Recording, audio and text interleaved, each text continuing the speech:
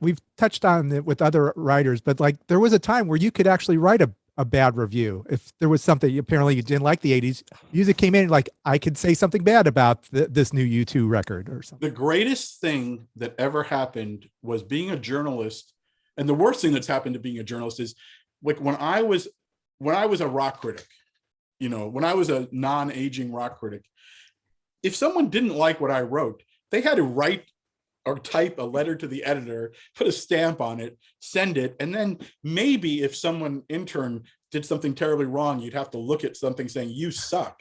But now we live in the world where, you know, you suck is instant and, you know, constant. So journalism paid well when I was doing it. Journalism was, you were sort of respected, and it was fantastic. That said, I was not a great journalist. I think I was okay or pretty good. I think I got, the absolute truth is I was only pretty good. What's weird is that I found my way, I think, as a writer, I won't use the word gift, but my shtick, my angle, the thing that's allowed me to help my wife, who's much more successful than I am, put our kids through school and all, is that I discovered that despite everything you're experiencing right now, I am a good listener. And the trick is I only listen to really famous people, and I know how their voices sound, so that when my gift was really, I was pretty good at the Rolling Stone stuff. I've recently paid the monthly or annual fee so that I can read my own shit in Rolling Stone because it went behind a paywall. Yeah, right. And I always thought I sucked. And then I go, no, you know, every once in a while I look at something, I go, that wasn't too bad. But the truth is, the reason I think I've worked, and Holly mentioned, like, you know, a lot of people just write jokes or just write serious shows, or and I think worked a lot until right now, until I ruined my career with this.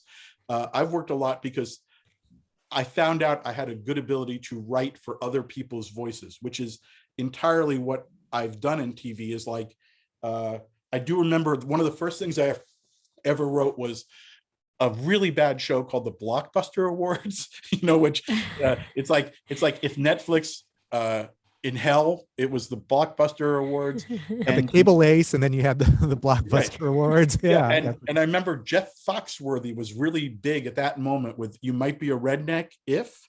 And so I wrote, and he was supposed to give out an award for best reality show or something. And I wrote a bunch of jokes of You Might Be a Reality TV Fan that ended with that runner. And he looked at them. I remember really vividly because it was like, I think the first person I wrote for was Dennis Miller and Heather Locklear, the famous hosting duo for the Billboard Awards. But then it was Jeff Foxworthy looked at this, what I wrote, and he goes, this is really weird. And I said, what's really weird? He goes, this is good.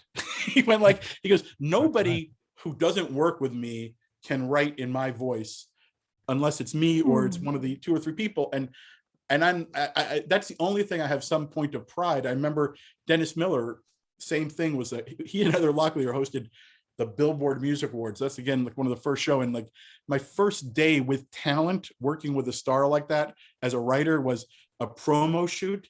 And the same thing. He went, he looked at the joke and he goes, "This joke does not suck."